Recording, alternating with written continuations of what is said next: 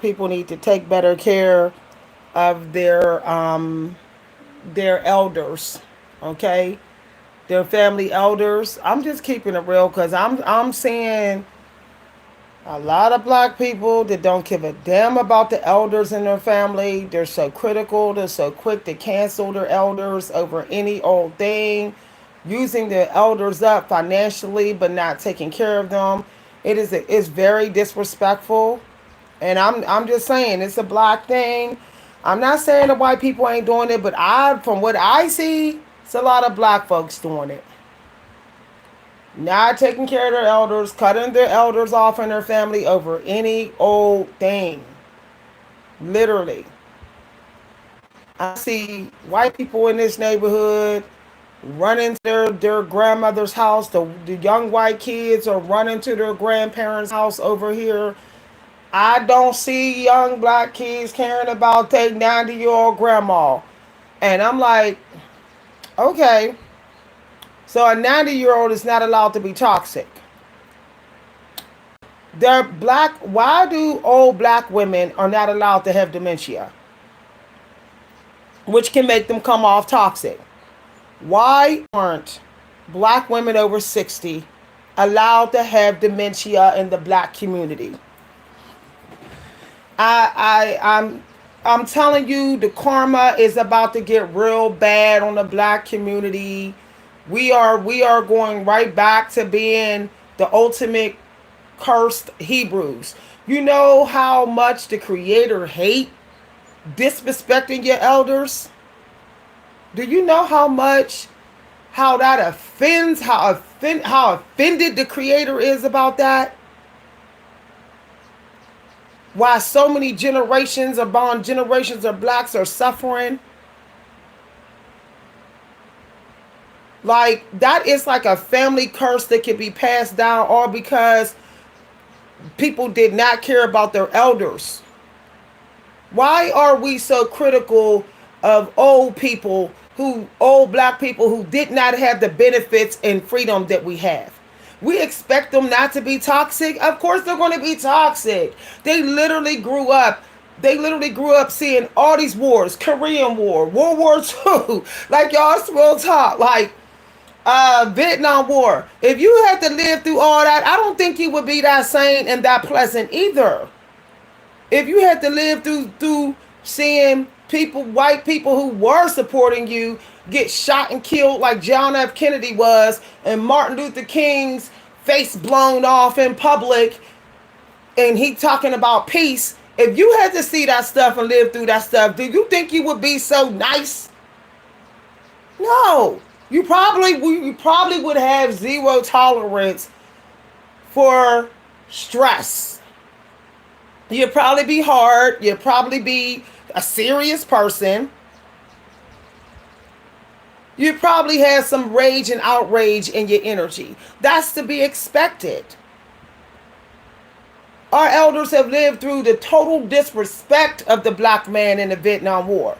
Only reason why they said the Vietnam War was nothing and didn't want to give the men benefits is because they didn't want to get the black men to be able to take care of their families. It was a target against the black man who was coming home from the Vietnam War.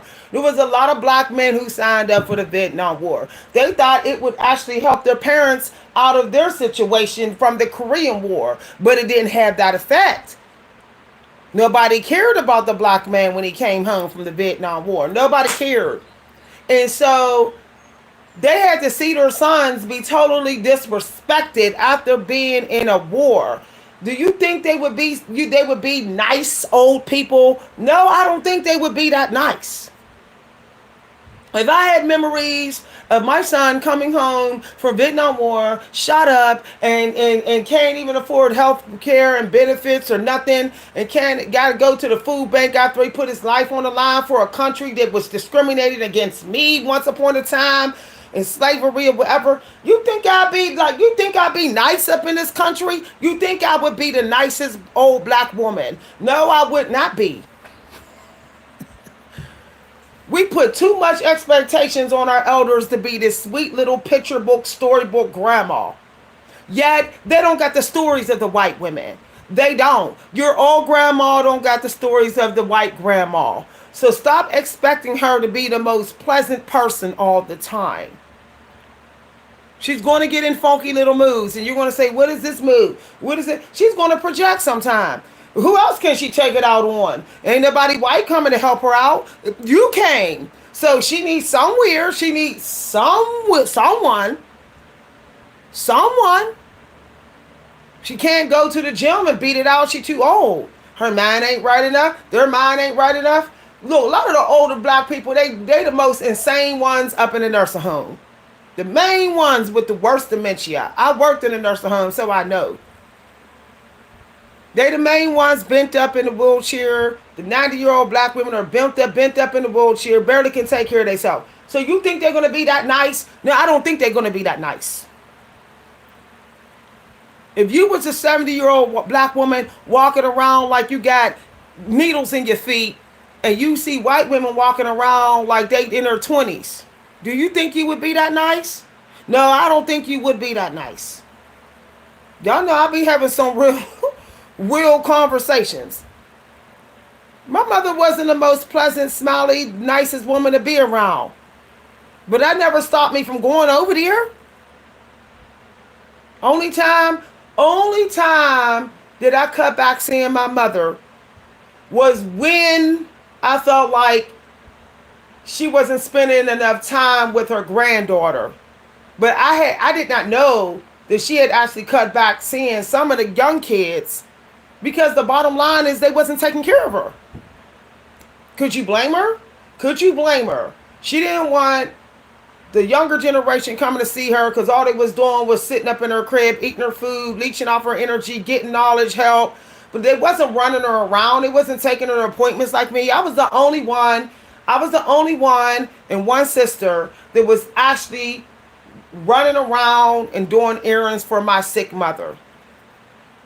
My brother was sending her money sometime, but on a monthly basis almost, it was only me and my older sister that was ride or die for her once she hit the elderly age. Just because your old grandma look young in the face don't mean that she's young in heart. Like, I don't understand why we don't understand that. When you look at your mother, you're like, oh, she look young, melanin's popping, she glowing in the face. But that don't mean she glowing in her heart. That don't mean her mind is right. Like, we know that black people, our bodies sometimes don't match the mind. We look like we all vibrant, but inside we bitter and outraged. Now, I'm trying to understand why we can be bitter and outraged, but old people can't. I think that's discriminating. The younger girls, the young black girls are saying, I'm outraged by this country, these prices, inflations. Now imagine being 90 years old trying to pay $4 for a carton of eggs.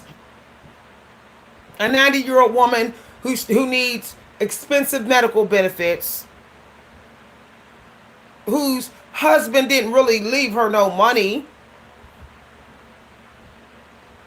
Or you over 60 and you had a husband that fought in the war and he didn't really make no money. He didn't come home with no money. His 9-to-5 job didn't pay him enough to really retire to take care of both of you. And now you on your own, old, you done buried your husband because you outlived your man like you most likely would have. You outlived your old black husband who slaved himself out. And now you sitting up there like, I don't know, who's going to look after me? Imagine having that energy. There's no more Black Panthers to give the old black women food. There's no Black Panther organizations alive today, going to neighborhood to neighborhood, taking care of the elderly black women. That's not going on no more. The older black women do not have the benefits they had in the 70s. They don't. You try living through all those centuries. Decade after decade after decade after. A lot can happen in a decade. People done got married and divorced in a decade. People done got rich and then went dirt poor in a decade. Now you imagine living decade after decade after decade after that decade. Let me just talk to you black people about some real information.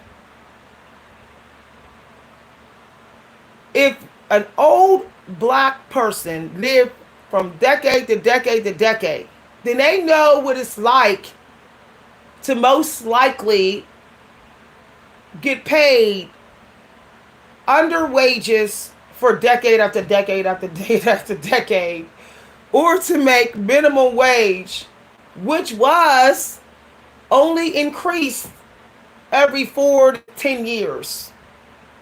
So you imagine working decade after decade and decade, and you only get $1 extra in your pay every 4 to 10 years. Even though all the prices of goods are going up $2 almost every couple of years, you're only making $1 more every 4 to 10 years. I did the math. Math don't lie. Numbers don't lie. That's why I love me some math. When you go back to the 90s, they was making between $7 and $9 an hour. In the early 90s, they was making $5.75. We're talking about minimum wage. Minimum wage.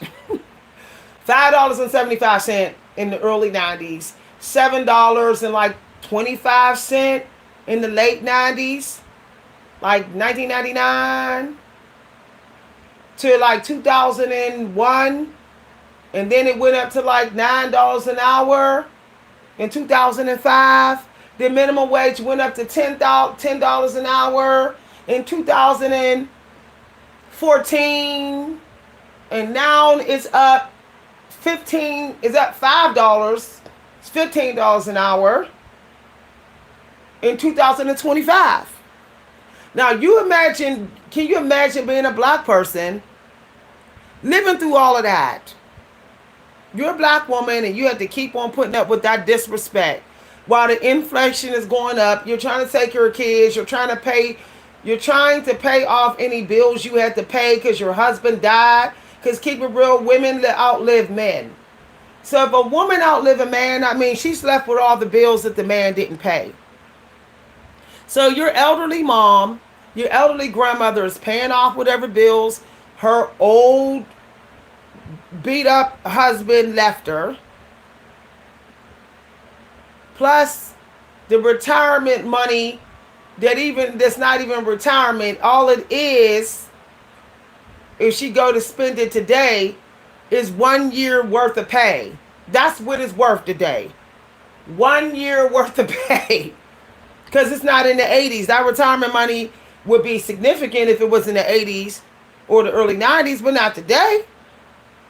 Some old women, 90-year women, are still working. They're working at grocery stores. Why did they have to go back to work?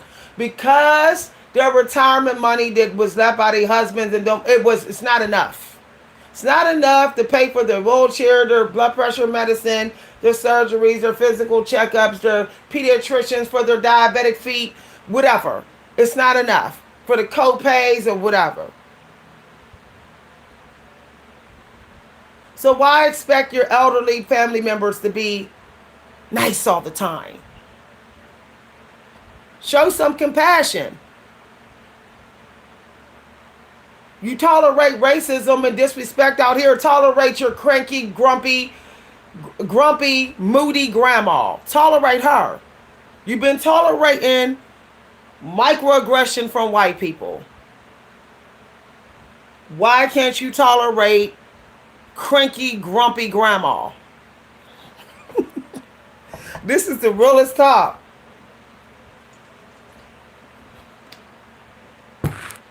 Oh, y'all, I got to make sure somebody's private information. Damn. I might have to edit this video because I think, yep, somebody's private information is over there. Hold on, y'all. I don't know why they keep doing that.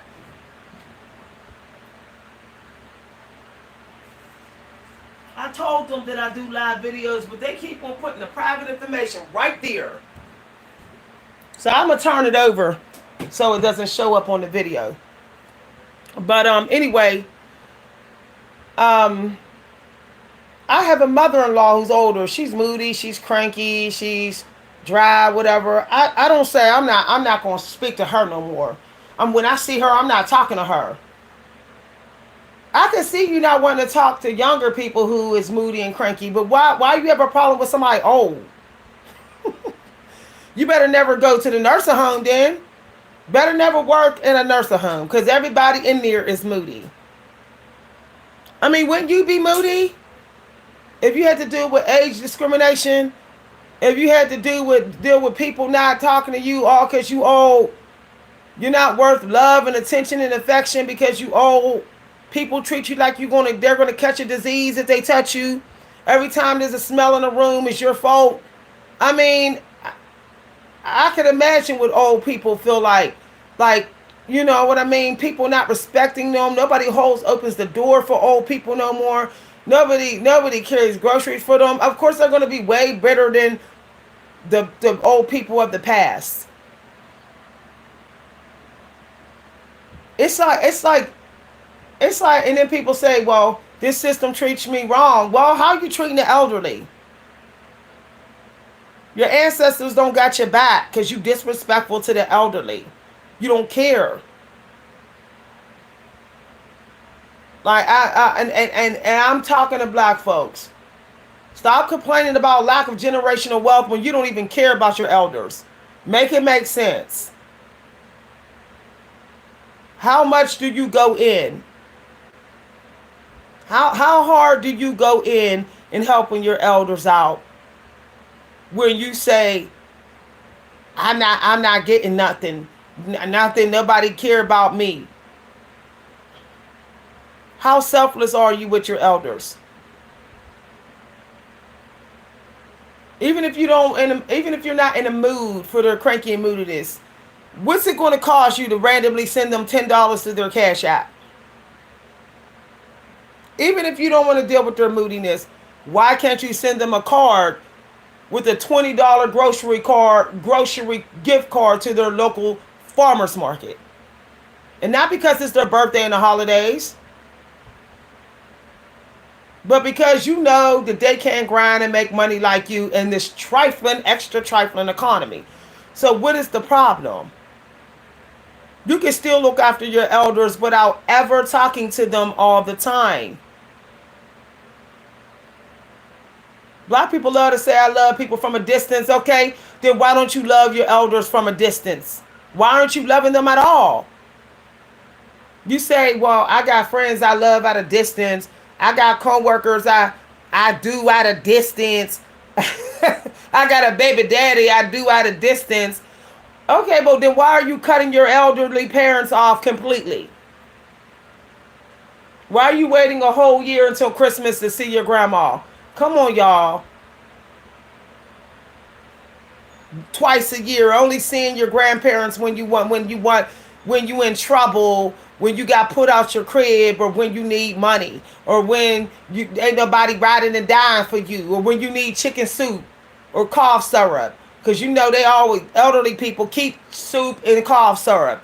I'm gonna go to grandma's because I know. No, you're an opportunist of your own grandma. You're using your own grandma. You're saying you don't want to be used. You're tired of the society leeching off of you, using you or whatever. Men using you. Your baby mama using you. But you're using your grandma. You only dropping to see her when you're in a situation. And you wonder why she acts irritated by your presence. They got memories. They can remember the last time they saw you and why you came through. So that's probably why they're bitter towards you. I'm talking to black folks who don't treat their elders right. Before you say, well, my grandmother act like she don't like me. Do you only come through when you in a situation? When your spirits is low? That's probably why she don't like you. Because I got family members who do it to me. I'm auntie this, auntie that, only when they in a situation.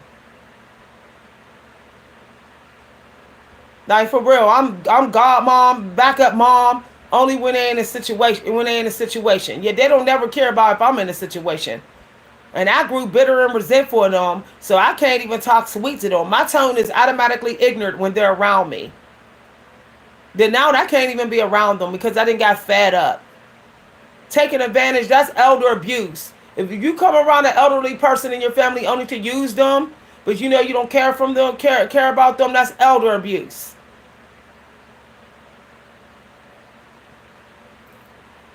It's very sad. I know some women around here going through it. They paying the bills of their grandkids, the rent and everything. They told me, but I don't never see the grandkids coming through. I don't see the grandkids cutting their grass in their hedges. I don't see the grandkids helping them with their groceries.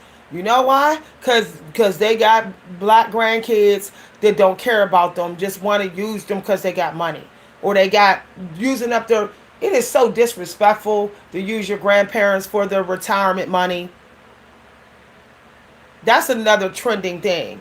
Well, my grandmother's sitting on a lot of money because her husband had $100,000 life insurance. So I'm gonna go ahead and call my grandma every time I need my bills paid, and I'm gonna go ahead and call my grandma for this and this and that. But meanwhile, your grandma is walking around her house saying, "If only I had a ride to get me some sugar for my coffee." And you say you gotta work, you say you gotta do this. It's disrespectful. If you can't even take one day off of work for your elders, you're disrespectful. If you always telling your elders in your family when they're in a situation, I gotta work, I ain't got time, whatever, no, you're opportunist and probably a narcissist. Because you know damn well if you got in a situation, you would want them to come through for you. I'm talking directly to the black community because it's literally, I'm tired of hearing about it. I'm tired of hearing older black women complaining about being used by their grandkids and their kids. I'm tired of hearing elderly black people saying they're being disrespected by their grandkids. Why are y'all so extra critical and micromanaging y'all elder parents? Why? Your friends get toxic and fake and you talk to them a week later. But your grandmother get moody and cranky and you're like, I ain't seeing her for a couple weeks. Make that make sense. I'm just so offended by the way black folks treat their elder family members. And I know people that, yes, it is a black thing. Yes, it is. I'm seeing it around here. I'm seeing white people, their grandkids is coming through. I'm seeing them coming to the houses. When you work online, you look out the window, you see a lot of stuff that you never saw. And I see white kids, young white kids pulling up, hopping out of cars, running into their old grandma's house or old auntie's house. And I'm seeing black women complain, nobody cares about me. My grandkids don't come through. I spoke to black woman after black woman who said that. But they call me for money. That's the story. I'm so tired of hearing the story. It's the same story. Even my sisters are going through it. My sisters who got young kids and they're older than me. Siblings older than me. Aunties and uncles. I'm real sick. I don't have nobody comes through. But you know what? I could have swore people had my uncle pay for their hotel stay and stuff. My one uncle, nobody helps him out, but everybody wants him to co-sign for everything and wants him to pay for their hotel stay when they're in town. They know that he knows how to make money, that he has clients with money, and that he's set up to make money legally. That he's sitting on money. But he's not that smart about contracts, and he doesn't know how to cook. And he has like a reading disability, but the skills that he do have makes him good money. But nobody will read the contracts for him. Nobody will come through and cook him some food, but everybody want him to co-sign for a car. People want him to pay down payments on their car for him. People want their hotel stay paid for. Yet my uncle called me. Yet when my mother died, my uncle was standing there crying about losing the only help that he had was my mother. Nobody gave him a hug, but everybody wanted his money though. I gave my uncle a hug and comforted him in front of everybody at the funeral, a few feet from my mother's coffin. I said, I know my mother took care of the things you don't know how to do. I didn't say what they were. I said, I know that's why you breaking down here. And he said, she's the only person that took care of me, the things I don't know how to do. Because he has a learning disability. But they taking advantage of my old uncle. They taking advantage of him. The family taking advantage of him because they know that he has a learning disability. So they're like, okay, but he still get money, so we're going to use him. No respect for the elders. The man is, what, 70? And just don't respect. No respect him. Using him for his money. I know one thing. I'm not going to be a 60-year-old woman used for my money. I already told my daughter, if you don't start coming through more, don't you think you getting left anything. I'm not leaving you nothing. I'm tired of being around black folks and expecting everybody want to be left in the will, but don't nobody want to care about the old folks. No, you earn your place in the will. You don't get in the will all because somebody your flesh and blood.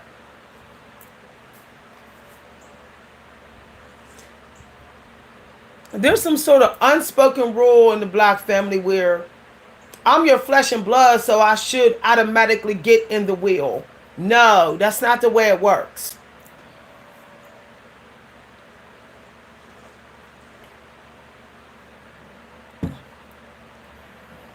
Recently, some of y'all may not know, over the last few months I had got really sick. I mean, I felt like death was knocking on my door. I can feel death. And the Holy Spirit had to send angels down in my presence to help me save my own life. But guess what? I got nephews, strong and whatever. They come through only when they need a ride. Only thing when they get put out of their house.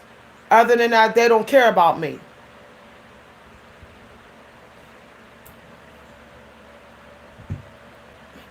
I'm getting tired of that too. I know this is a frequent thing. Black folks using old people for their crib. I got used for my crib. Oh, I got put out during COVID. Can I stay with you? Oh, you know what? You better know me after COVID. You better know me. You better call. Guess what? No phone calls. No phone calls. I ain't got the youngest looking crib, but it darn sure got comfortable energy here. It darn sure is heavily abundant. It darn sure got space for you to sleep in peace, and it's quiet here all day long. You can hear a rat pissing on cotton in this house all day. Literally. Every single day.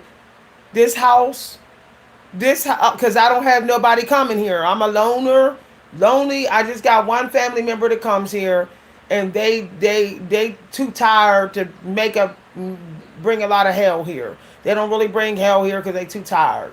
So my thing is, if I open my doors for somebody to just stay here for a week, even on the couch or even on a fold-out bed, they want to be in a very quiet, peaceful environment. Quieter than a hotel room. Quieter than the Sheraton or the Ritz. Quiet. So I open my quiet home to the young people in my family, and they stayed here for free, ate everything, whatever. They didn't have to pay for nothing during COVID.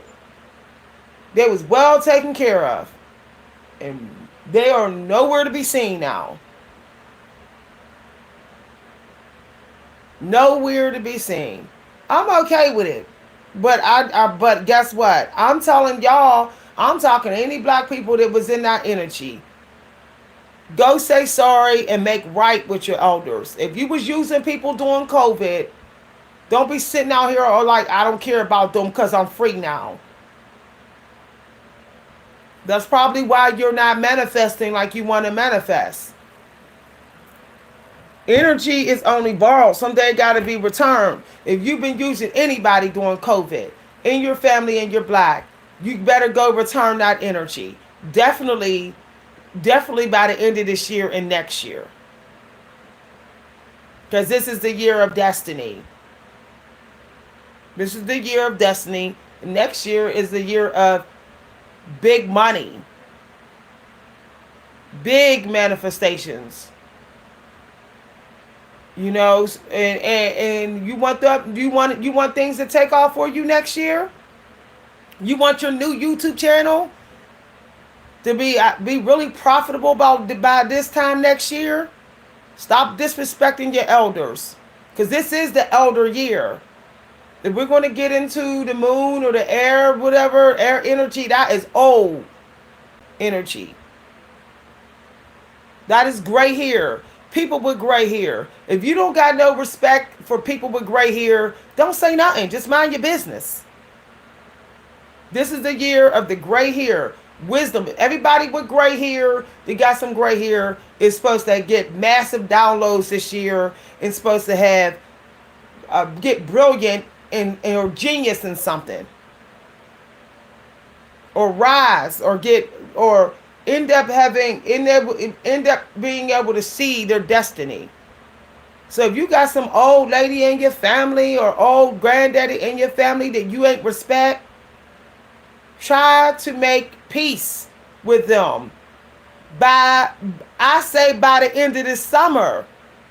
By the end of this summer, so you don't fall into judgment in October. Make peace with your elders. You say you can't afford a caregiver for your mentally disturbed grandma. So why don't you be the caregiver? Go let care attendants teach you how to tolerate their mental toxicity.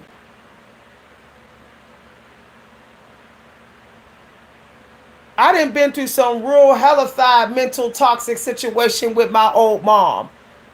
When my mom got over 60, it was a mental struggle. But I prayed and I stayed soft with my mom. I said, okay, Mom, all right, okay, all right. She grew up during segregation. I got to keep that in mind. She ain't going to be that soft. She ain't going to be that soft. She's not going to be that stable. Our things that we went through during our childhood affects who we are when we're old. You got a childhood that's affecting who you are, your personality, and so it's happening to our parents as well. Just think about that. You say, my childhood trauma, when I was beat up and bullied being LGBTQ, and I was beat up and bullied being an Afro-head woman, and all that changed me. I don't see the world the same. I'm not as nice no more. Well, your grandparents went through stuff too. They might not never tell you, but they did. I've been through stuff with my mama out in public and bingo halls. I had a few times where my mother panicked and she thought I abandoned her, yet I'm in the next aisle at the grocery store. She started screaming my name in the grocery store. Me? Yeah, ah. I'm like, is that my mom screaming like that? I'm like, Mom, I'm just right here at the end of the aisle. Oh, I thought you left me in here. Oh. Her anxiety was always real bad because of the time that she grew up in. Scared to be by herself. She always grew up with brothers and sisters during the time of segregation and stuff where she felt protected. She always had a friend with her too. Or my dad with her, walking her home from work, walking her to work. So when I would step out the aisle for a minute and be like, I'm going over here, my mother would think I just rolled on her. She would be worried that she's like, her life was in danger being by herself. I didn't say, I'm tired of her screaming my name in grocery store. I'm going to go ahead and not deal with her. I didn't get in that energy. There was one time my mother flipped out because she had an accident on herself. Because, some women, when they get older, they get leaky bladders and, loose bowels or whatever because of any health problems. She had an accident on herself and she was ashamed to ask me to help her in the bathroom.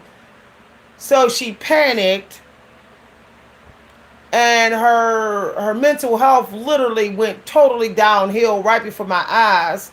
And I had to deal with it in a grocery store. And there was people watching and everything. And I just kept saying, Mom, it's gonna be all right. It's okay. We're gonna get somebody to clean the bathroom. You don't smell, you look clean, but if there's a problem, we'll take you in another bathroom and we'll clean you up more. And she was I can't believe this, just really just shocked that she's going through that. She was going through that as an old woman. But the point I'm making is I did not punish her over it. I did not see her mental illness as embarrassment because she was allowed to have mental illness. We're all allowed to have mental illness. We all got a little mental illness. If you deal with any oppression, discrimination, abusive, toxicity in society, there's a little mental illness there that's not so kosher, that's not so stable. You may not see it, but somebody else might see it. And just because you sitting there observing the mental illness of your elders don't mean you get to say their mental illness is more an impact than yours. Show some compassion. Because believe me, when you was out in the world showing little signs of your mental illness and you can't see it because it's your mental illness, there was somebody that was saying they was going to tolerate yours. I know we all like to sit around in the black community and say, I ain't got mental illness, you do. But how you know you don't? How many therapists and checks have you got done on your mental health? We need to show more compassion to mental health problems in the black community. Period. I look back on now and be proud of myself that I did not get ignorant when somebody flipped into mental health problems who was old and black around me. I had somebody black around here and old flip right into a mental health situation while talking to me. And I just said, okay, all right. It came out. Their insecurity that they had during the time period that they, that made it worse. It came out in their behavior. Their insensitive ways about their money situation came out. The one-upping.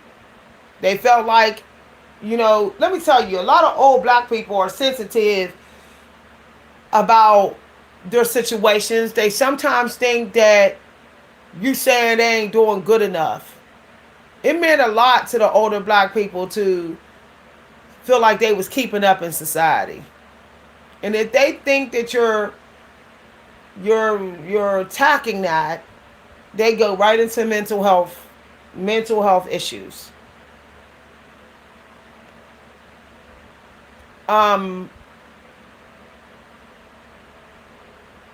I think that we need to start asking ourselves, is this a really serious thing?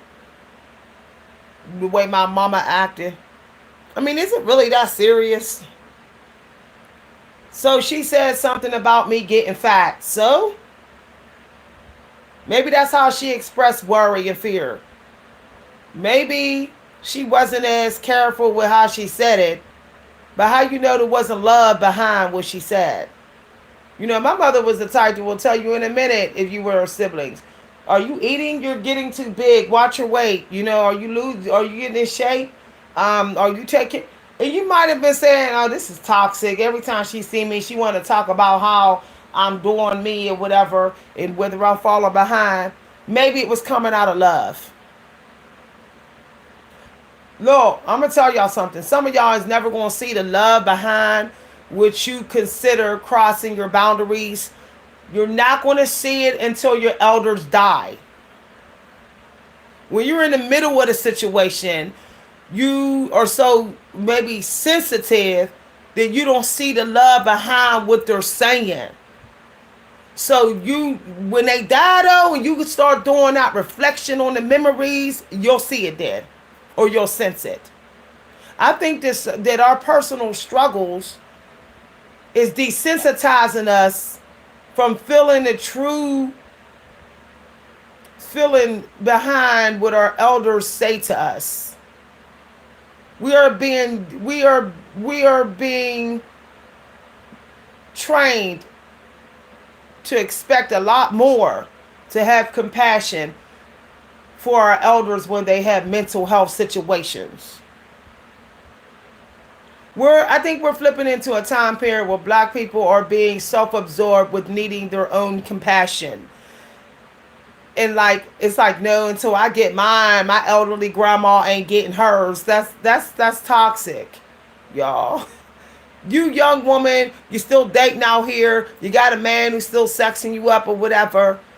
So, you got somebody that's still paying bills with you, or you got an able man that's in good shape that's still providing for you. Why is it so hard for you to show compassion for your old mama?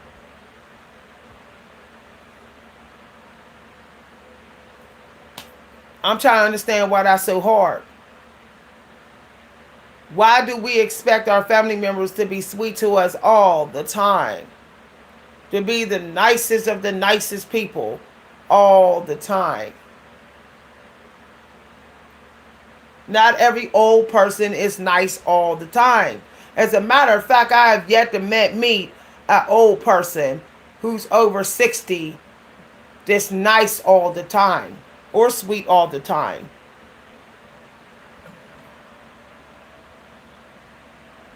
It's very sad. And the younger generation is falling into heavy karma. It just gets me that they don't respect their elders, but they don't want to work and want to go live off their elders. My daughter told me that the younger generation keeps quitting their jobs. They don't want to work. They don't want to work at Walmart, and they don't want to work at Ollie's. They don't want to work in retail. They don't want to work as house cleaners, housekeepers. They're just too good to work those jobs at 19 years old. So they'll just go live off their old parents or their elders and then be disrespectful. Like every elder person owed them special tolerance to their disrespect. I had somebody say to me, a young person, I don't have to respect my elders. Okay. But disrespect goes both ways. I said, I don't have to respect you. That's what I said. That's what I said. And I said, and don't even say, because y'all, a younger generation didn't pick their parents. And I told them, I said, we didn't get to pick you. There was no baby lineup to pick our babies when we conceived you. So it goes hand in hand. We didn't get to pick our children. You didn't get to pick your parents. I got the exact same rights. I can commit the same crimes you can. And I can I can demand the same justice you can. So it's the same thing. What makes you is different? Oh, because your age? So you think you should have age wrinkle-free privileges. That's what you think. That's what I told them. They shut it down because they said I didn't get to pick my parents. I didn't ask to be here. I was never a child before, so they don't need to tell me I need to respect them. I said I was never a parent before. I said there was no book put in me on how to raise a child. Okay, I didn't have years of practice before you was born in being a parent. I didn't get to pick my child. I didn't have free parenting school for years before I had you. There was no spiritual parenting book automatically available to me. I said, all right. And I still want rights, even if I got one foot in the grave. I still want rights and justice too. I want age discrimination justice. Like you want age justice, and so do I.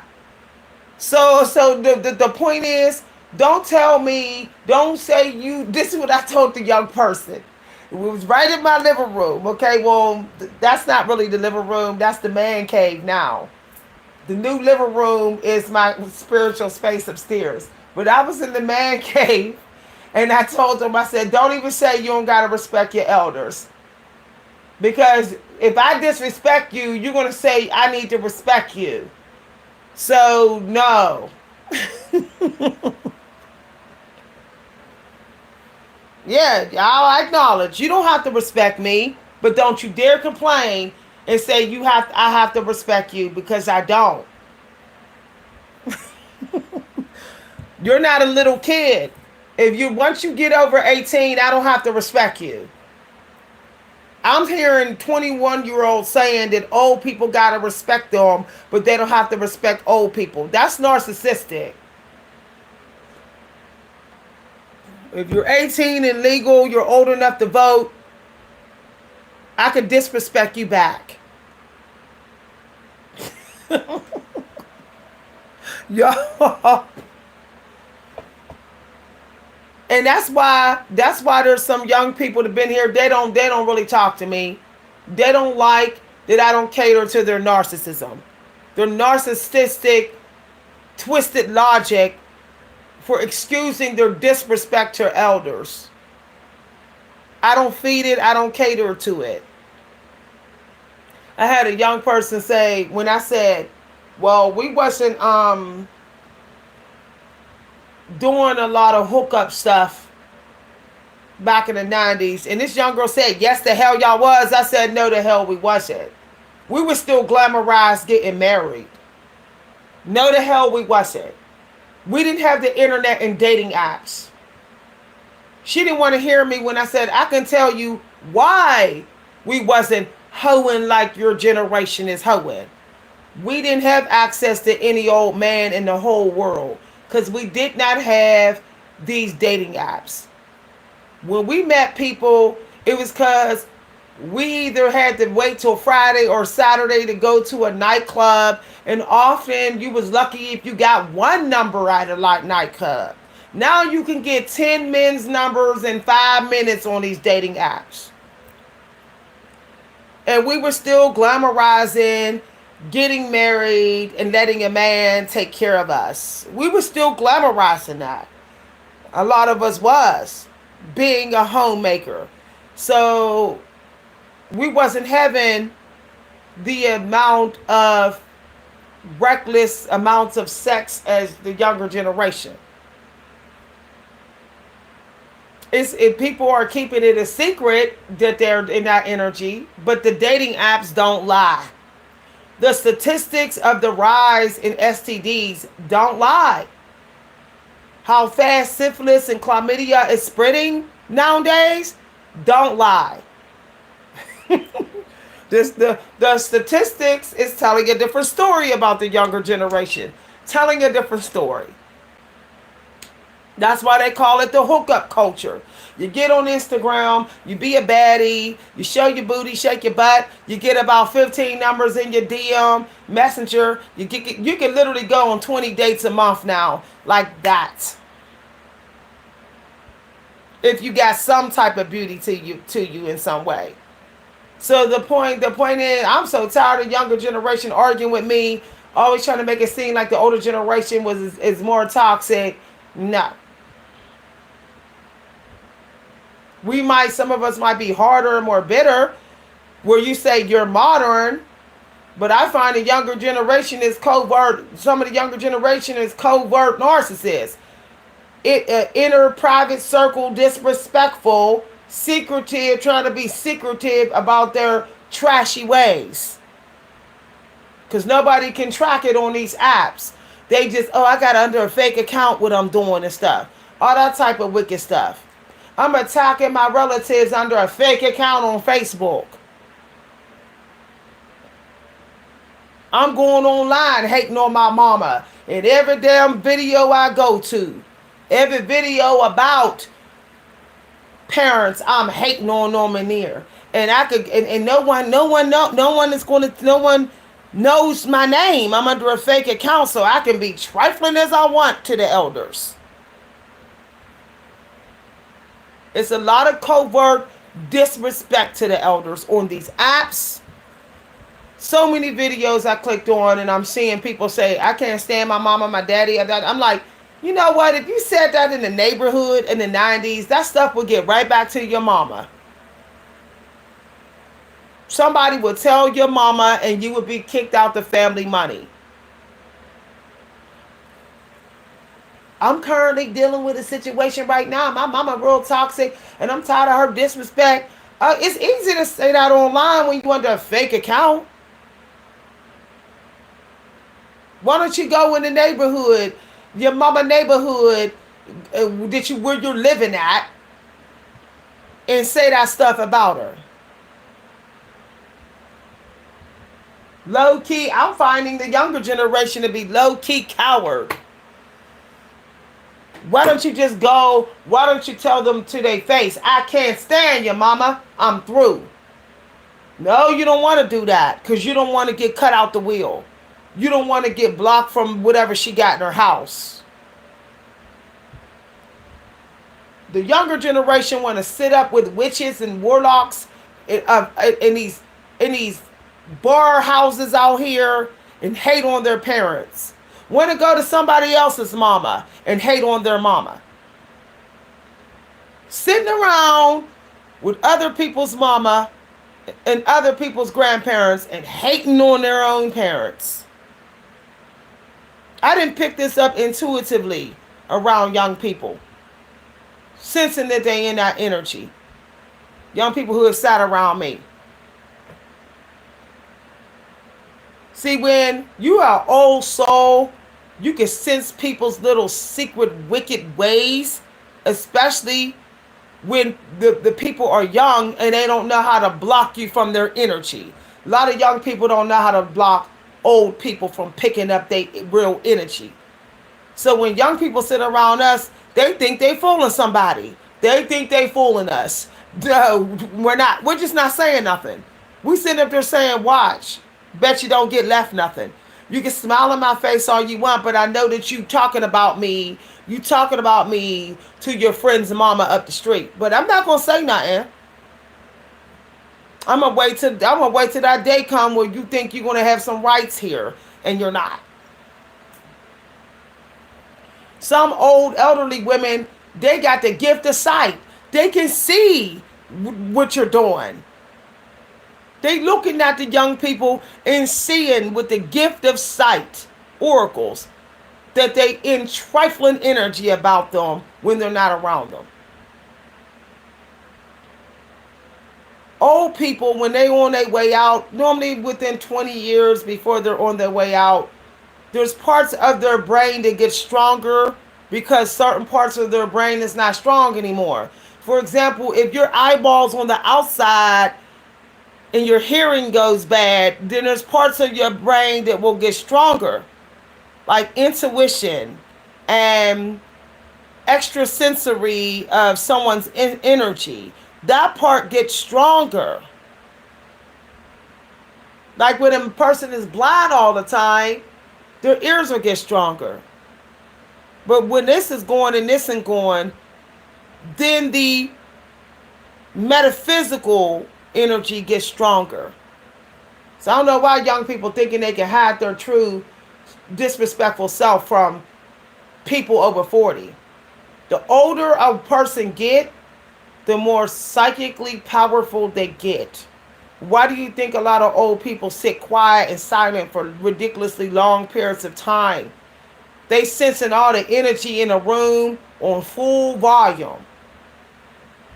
You think they're not because you're like, well, they're blind, they're deaf, they can't walk.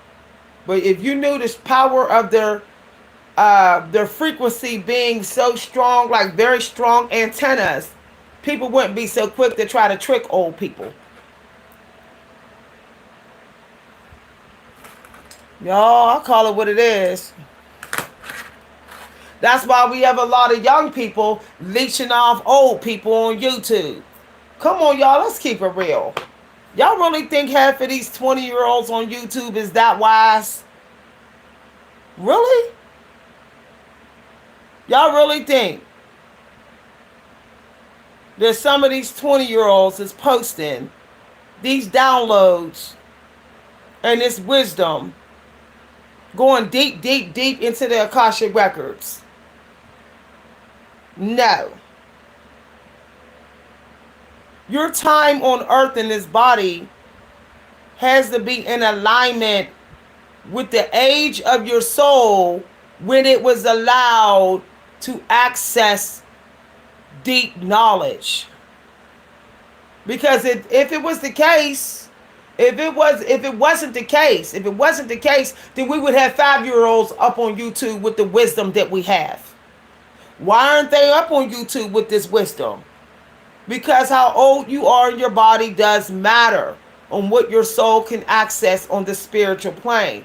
So this is why I don't hang out on YouTube channels of 20-year-old spiritual coaches. No, I don't think so.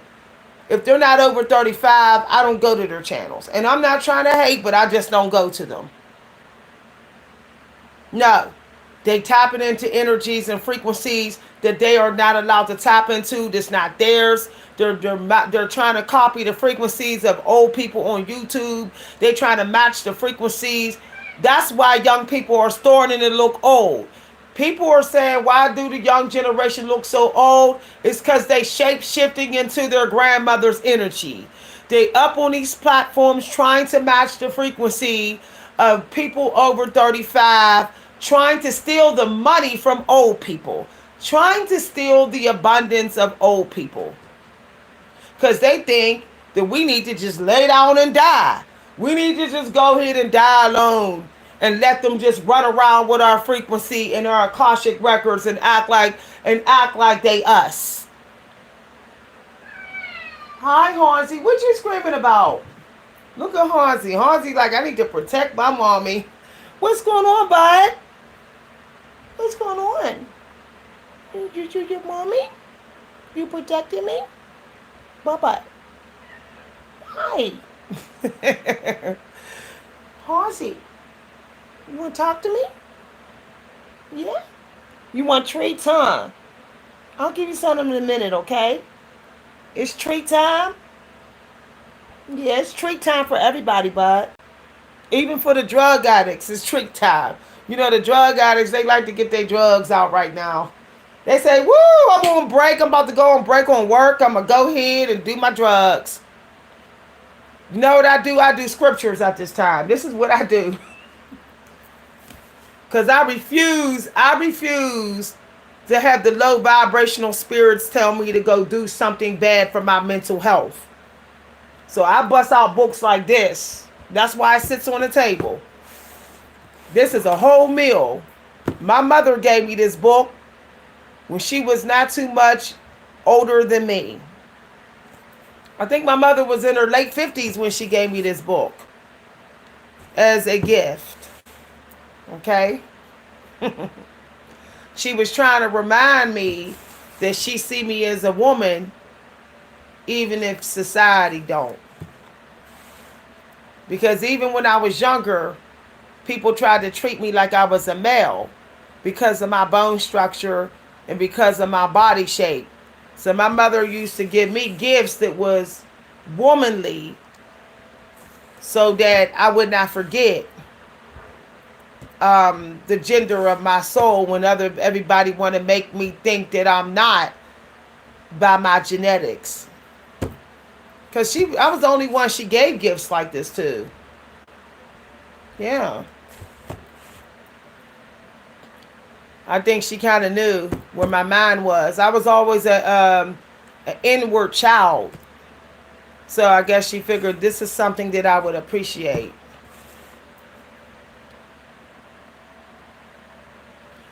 Okay, y'all, I'm heading out. YouTube say it's a good time to do videos around this time. So I will do a little bit more for y'all. I did do a video already. I did get some random downloads I did want to share. I got today, stop being a cleaning machine. That's what the ancestor said to me this morning. Stop being a physical cleaning machine. So I think it was wearing me down. So I decided that I'm going to, like, when I do my yearly deep cleaning, I'm gonna go back to hiring a staff. So there's people that clean during spring, and there's people that clean at the end of fall. When the leaves fall, people get cleaning. So I think I'm gonna hire me like two people for 2 hours to come in here and do my windows, do the blinds, do the cabinets. Um, I think I'm gonna have summers also can be cleaning with the broomsticks. So August is a good time to have people come in and do your dusting for you. So I think I'm gonna hire two people to come in here to get the dusting done before the fall, because I think that house cleaning can actually cause delays. I know we like to glamorize that. Black people, we want to, we're trained genetically to really care about cleaning our homes. Black women pride themselves on that, but I think that that can still become as an obstacle. So I got today this interesting download about doing your housework at times when it's most beneficial for you, not when you think it needs to be done. And when I went to look into that, I realized that my housework, it actually needs to be done at a totally different time, and I should only be doing about 20 minutes of housework during the day, like in daylight. It has something to do. I ain't gonna give the download away. I'll just write it down real quick. Uh, I just got the download based on. So I moved my housework to sundown. I do my housework at sundown now. I was in here busting my butt on the housework and everything. And then when I would sit down to go do my work, I wouldn't get nothing done. As soon as I sit down to create or write, nothing would get done here. So if you are being blocked, if you feel blockage, or if you're procrastinating enough with your work, if you can't put in at least 20 minutes a day on your life purpose, it could be the actual work environment that's causing the delay. It's not always a relationship. It's the relationship you have with your home, your actual home, that could be causing the delay. I've decided I decided to minimize being a homemaker. I found out today spiritually that my soul was already a homemaker. It's old news for me. The creator really don't want me as a homemaker. As glorified as it is by my family and my people. Mm-mm. I have a past life in which I was a hardcore homemaker. It wears and tear on my spirit, y'all. Sometimes the creator got you doing certain work so you don't do certain work anymore. You've already done enough of it in your soul.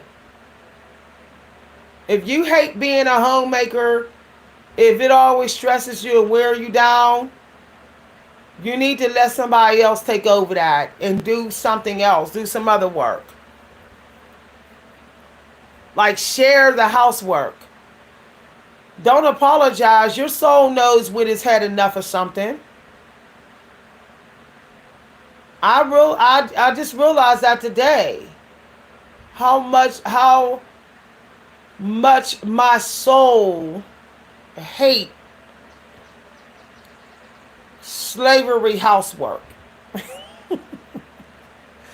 Like, it hates it.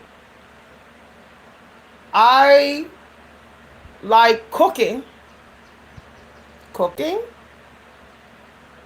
I can be the house cook, but I can't be the housemaid.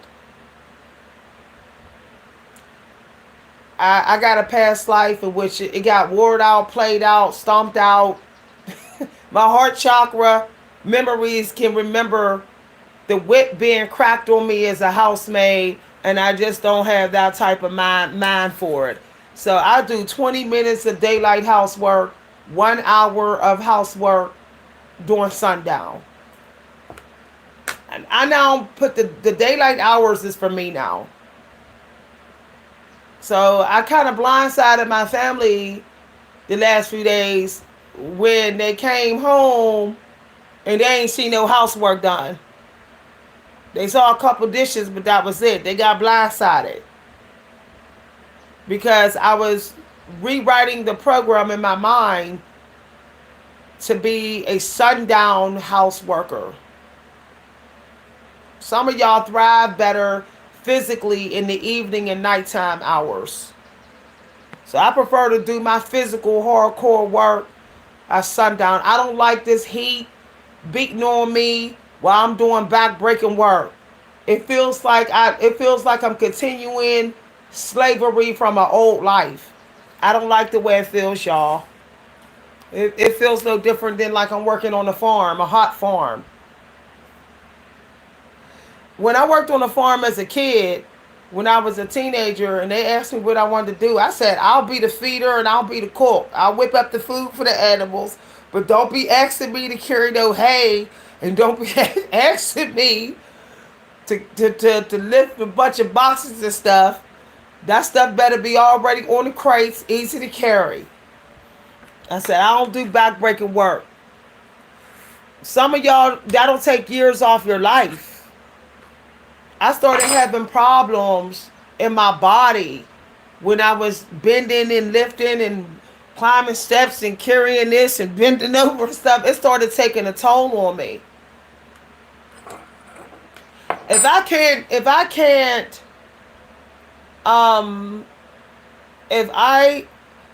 if it requires tension from my body, I don't want to do it no more. I saw a quote that said, tension is who you're trying to be, relaxed is who you are. And that literally changed my life. That literally changed my life. So I basically, if you put tension on yourself in your relationship, then you're not being your true self. If you put tension on yourself in your hobbies, or even in your fitness goals, you're not being your true self. And I want to be what feels good to me. And it damn sure means there's no tension in it. What feels good to you does not have tension. Or it's just like a micro tension. This is why I stopped lifting heavy weights. I'm good. Little 15-pound weights is good for me. There's no tension. There's no tension. That's why I started using, like scrub brushes. You know, the ones that the loofah sponge with the scrubbing on them. Because you don't have to, there's no tension. You can just go like that and the dirt comes off. I just want a tension-free life. You know, if I gotta add tension to get my YouTube channel to have a breakthrough, I don't really want that YouTube channel no more. If I gotta add a lot of pressure and tension, if I'm adding pressure to it and tension to it on a regular to get it to happen, I don't want to work with that coal no more. At some point, the coal ash should just start coming off. But it's deep. If I gotta add tension on my crown chakra to get inspirational ideas, then I'm not using my crown like that. This is why I go to books for my inspiration now. I use whatever comes to me without tension. I don't trust manifestations that come through constant tension. I don't trust them. Because when you think of hell, it's nothing but tension in hell. Just think about, like, when you visualize hell, it's harder, stronger, harder. That's what happens to the souls in hells. The master saying harder, stronger, strain. You know, slavery ain't always a time period. It's sometimes it's an action. It's the feeling of the action that you're taking. Some black people feel like they're in slavery. They will not get away from the tension. I don't want to add tension on a relationship to get a man to respect me and love me. Now, I don't want to do that either. Love should come very relaxed and smooth. If it has to come frictionized and tensionized, it's still kind of hellified. And I'm done. I'm done. I'm done with it. I'm done with that. I'm good. So that's why I'm comfortable being alone now. Because most of the people in my life, there had to be tension for us to work. I got one friend that I grew up with. No tension is needed. We just ebb and flow. Ebb and flow. It's the flow and the connection is so smooth that it's like rare thing to find. It's just wow that people are so comfortable with tensionized situations. Y'all, copyright that. Give me credit. Tensionized situations. I want more muscle, so I'll add more tension. Heavier weights. That's, you know what that is? Know what that's doing? That's thinking in time lack mindset. You know, you can think lack about anything. Lack about how much time you got. When you're putting tension on yourself, you are in available time lack mindset. That's what's down in your subconsciousness. You're rushing to a finish line that there's no finish line you got to rush to. Nothing. Intention is you saying, I got to get there as fast as possible. I got to get it right now. Got to get it right now. No, you don't. You don't need to get it as fast as possible. You just need to get it. So let it be relaxed. When I write my great poems, I'm so relaxed. I might only have 20 minutes on the clock, but I'm going slow. There's no tension. I'm taking my time. If I only get 20 lines on the page, they're pretty good. There was no tension. Jack Kerouac was a genius because he did not believe in creative writing tension. He was against it. And he made sure people knew he was against it because he did most of his writing stream of consciousness even within the planning. So even if he planned a certain type of writing, it was a stream of consciousness flow state done. But he already had the skill set, so the stream of consciousness was abundant. If you're putting tension on yourself, your skill set is probably not that good. Y'all, I'm just the messenger. Your skill set ain't that good. If you got real skilled at doing yoga, what would you need? What would you need to increase weights to get the shape of your body fast? You wouldn't need to. I mean, just think about it. I've seen some people who do yoga who's literally super, super fit.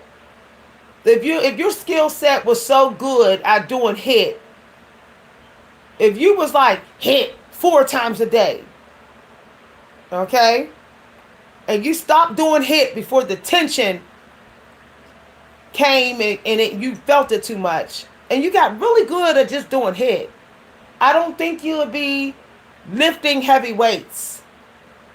We were all pretty ripped in the 90s, but we were doing HIIT. I don't remember anybody saying, let me go into your gym and lift heavy weights.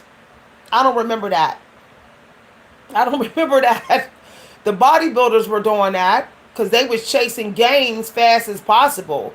They was chasing the Olympics. They was chasing medals. They was chasing trinkets. What I'm chasing is just 10% better than yesterday. I don't need tension for that. As I was saying, I'm chasing 10% better. As I was saying, I'm chasing 10% better than yesterday, which means I don't need no tension. Okay, I can get 10 minutes, I can get 10% better than yesterday with a 15-minute low impact workout. I can go in there and do HIIT and yoga and have less tension and just flow with it and be 10% better than yesterday and go to sleep stress free tonight. If I did only 10% better than yesterday on everything that I do, I will sleep like a baby tonight, stress free. Probably wouldn't have no nightmares. Do y'all realize that consistent tension triggers nightmares? The demons love you to have tension. This is why, y'all, I ain't trying to be disrespectful to bodybuilders, but I really don't trust the energy of bodybuilders. I don't trust it. Anybody that's constantly tension and slave whip cracking energy on them, I don't trust that they're humble. Okay? I don't trust that they are less judgmental. I think they would be passive aggressive. I'm just saying, I'm just calling it what it is. Anything that's achieved fast, when somebody achieves something fast, I think their spirit is questionable. And when you're putting a lot of tension on you, you're trying to get it fast. See what I'm saying? When people spend 3 hours editing videos, they're in tension energy. They're cracking the whip on themselves. And that means their spirit is not in gratitude or humble energy. So I don't trust their energy. I mean, would they respect my boundaries if they was chasing, tensionized? And I mean, just think about the tension, what it does to your heart health. Tension is like, I can feel tension strangling, like it's almost like a strangle on my lungs and my heart. I can feel it. Like when I'm in intense arguments, I can feel what it's doing to my organs. Not everybody can feel that. When I'm like, oh, yeah, I need to get this book done. Go faster, harder, hang in here, take it or go.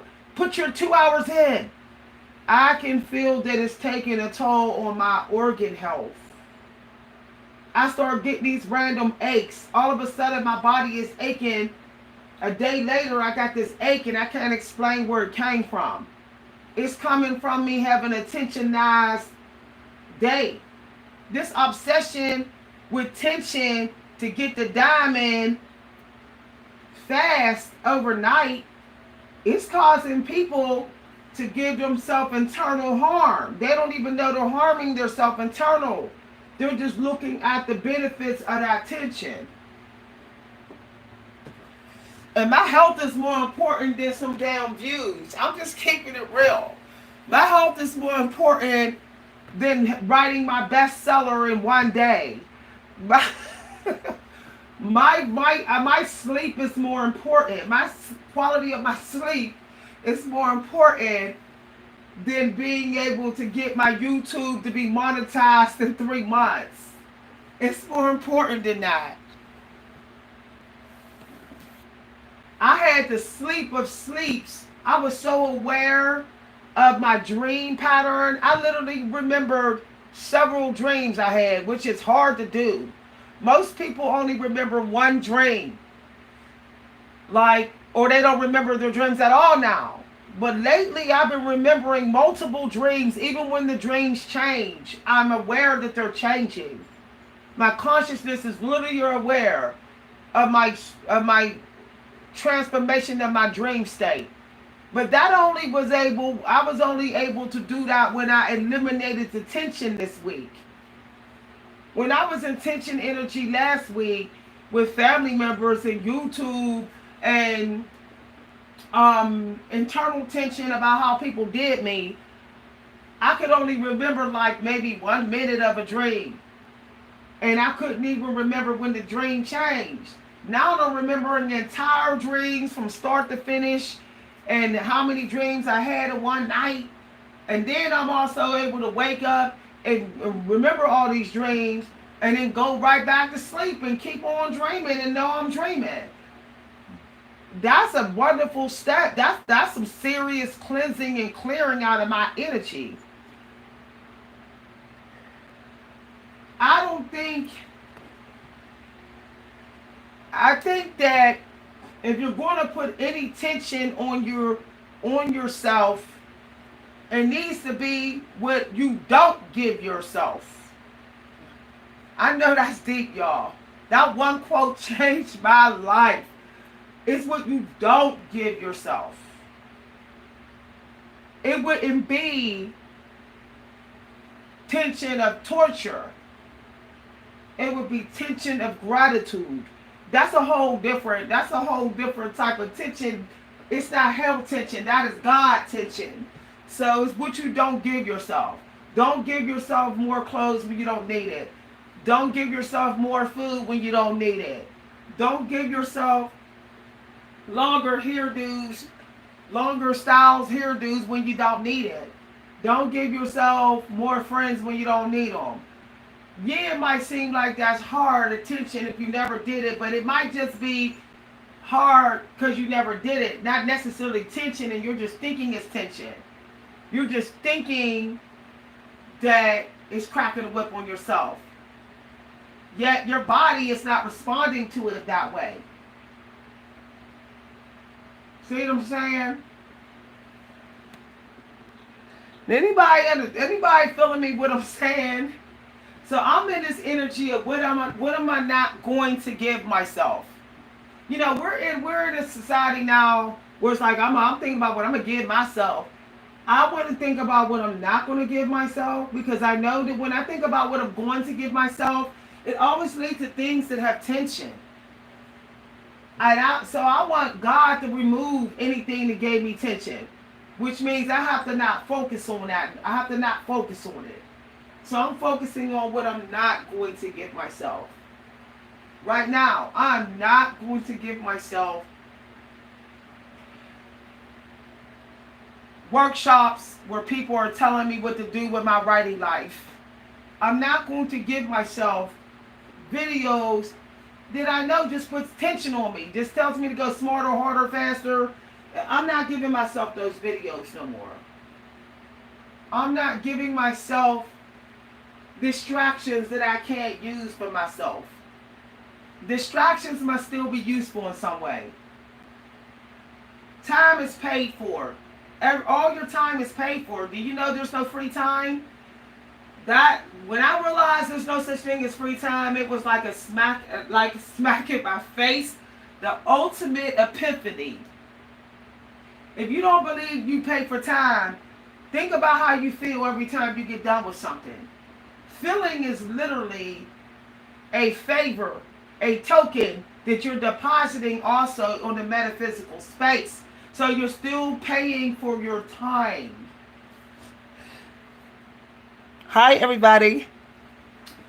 Okay, y'all, I gotta get ready to go. Thanks for listening. Thank you very much for the donation. Love the Most High. If you'd like to send a donation, you can send donations to my Cash App at @Coach V Hunter. As everybody knows, this is the buck moon, so you can't be all stingy. Okay, don't be stingy. Don't be in that low vibrational buck moon energy where you're hoarding money and hiding money. I know people who have buck moons or buck They're born during the buck season, and they literally are just like, I'm all about my own money and my own, materialism. And this is why people don't like them. So don't be stingy. If you can't help with money, help with knowledge. If you can't help with money, help with your gifts. This is the time where you're proving to the Creator whether you're really worthy of your manifestation coming true. It could be a manifestation you was thinking about doing, and maybe you don't have all the knowledge or the resources, but they're going to come down as long as you are not in that old lady hoarding money energy, and as long as you're not in that disrespectful energy towards old people. During the buck moon, you need respect for your elders, and you need not be a greedy old lady or old man hoarding. No hoarding, no thinking that everybody just got to do for you. You have to earn it. You have to be independent. This is about putting in work, but making sure that you have prioritized rest. And if you're eating trash, you're blocking your abundance. A lot of people can be easily influenced to eat trash during a buck moon. Even if you're eating takeout during a buck moon, you need to make sure that your other meals is not takeout. You need to make sure that your takeout is not your whole calorie intake. So when I eat takeout during the buck moon, then my other meals will be super small. Like I might just eat eggs and yogurt the rest of the day. That way I'm not in that like, heavy hog type of energy. Cause your weight in consumption and what you're consuming during the buck moon will determine what will finally come to you. So if you have a YouTube channel or if you have a business, you need to have it set up where what you want to come to you is what you are clicking on. Okay? So next year before the buck moon, within 2 weeks before the buck moon, if you haven't done this, next year you need to focus on synchronicities. So if you ain't been doing it, you need to trigger synchronicities right now so that the Holy Spirit could definitely know what you want. Alright? I'm just saying, hi, bye-bye. Okay, I helped y'all out. Also, during the buck moon, you need to be careful about how you treating people of color, brown-skinned people. If you ain't got nothing nice to say to brown-skinned people or older brown-skinned people, you might as well not say nothing. It's not in your best, it's not good for your manifestation abilities right now. Okay? Okay, I helped y'all out. Y'all know I'm a guru too, so I do gotta put some information in here as well. Bye everybody, have a wonderful day. Once again, if you'd like to send a donation, you can send donations to my cash app at Coach V Hunter. Thank you very much for listening and watching. I'll see y'all later today. The buck moon is about putting in work and making sure you get some rest. There's no sitting around rested, eating garbage, and just consuming trash all day. You want to block your money. Okay? You can't do that. Bye, everybody.